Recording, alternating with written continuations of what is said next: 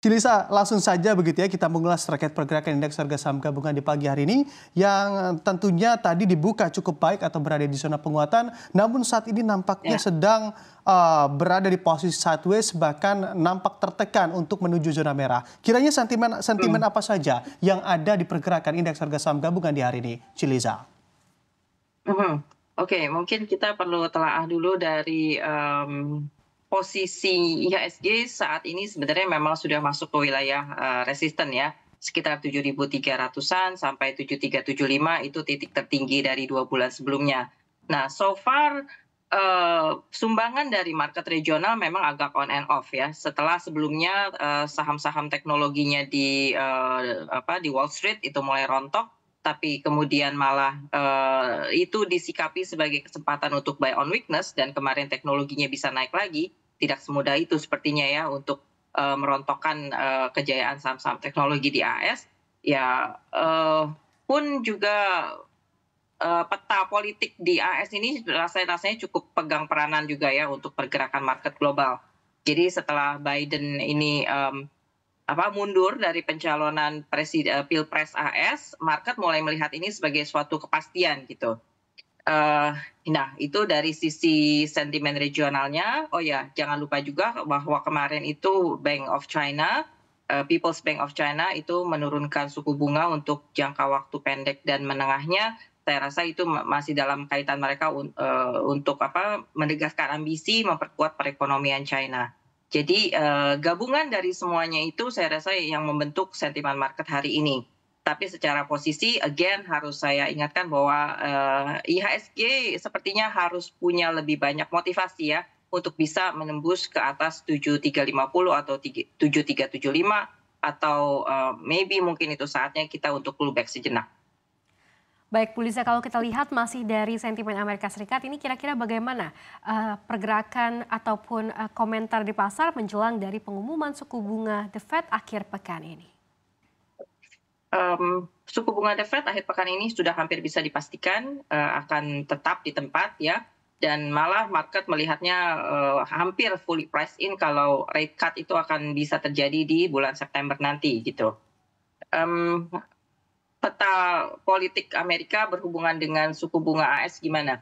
Nah, menariknya adalah elektabilitas Trump sejak, peristiwa penembakan dia terakhir kemarin itu waktu dia lagi, rally campaign di Pennsylvania, itu justru elektabilitasnya kan semakin meningkat seperti kita tahu ya. Sekarang persentasenya katanya popularitinya dia sudah berada di sekitar angka 54 something, 54% lawan, Biden atau Kamala Harris itu 46, 47 gitu ya. Nah, kalau, Trump ini bisa menang, memang bisa menang, maka, Trump ini dinilai sebagai sosok yang mungkin bisa, mmm, risk on ya, orang yang lebih friendly, yang lebih gemar dengan investasi yang lebih beresiko. Dalam hal ini mungkin, saham berarti. Mungkin juga, ke saham-saham berkapitalisasi kecil, tidak terkecuali emerging market, dan juga akan, mendongkrak, harga dari, energi, crude oil dan gas, serta juga, akan membawa kejayaan kembali kepada Bitcoin gitu. Nah jadi, memang ada hubungannya, jadi market, melihat saat ini justru lebih, menyikapinya dengan lebih positif.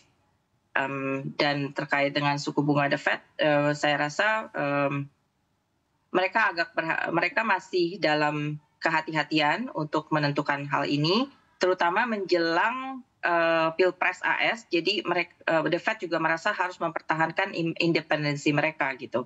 Mereka, tetap bilang bahwa, keputusan akan berdasarkan data dan so far data mendukung. So ya, hampir fully priced in bahwa rate cut bisa terjadi di bulan September.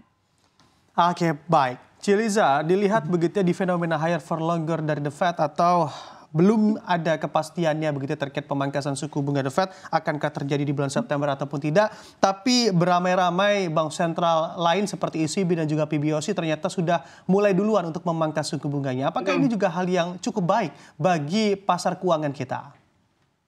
Ya, jadi sebelum PBOC kan memang sudah didahului oleh Swiss National Bank, kemudian Denmark, Sweden juga sudah, Kanada juga sudah potong suku bunga duluan kan, kira-kira sebulan yang lalu. So ini memang menjelaskan kepada global bahwa pasar keuangan global pada khususnya. Jadi kalau bank sentral mau potong suku bunga itu nggak harus nunggu Federal Reserve dulu gitu.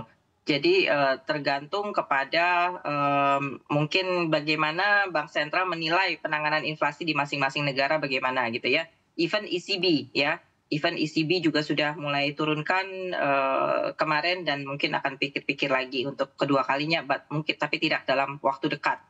Nah, so far untuk Indonesia saya melihat BI mungkin masih akan menahan diri untuk menurunkan suku bunga sampai the Fed ini real, benar-benar rate cut di bulan September nanti.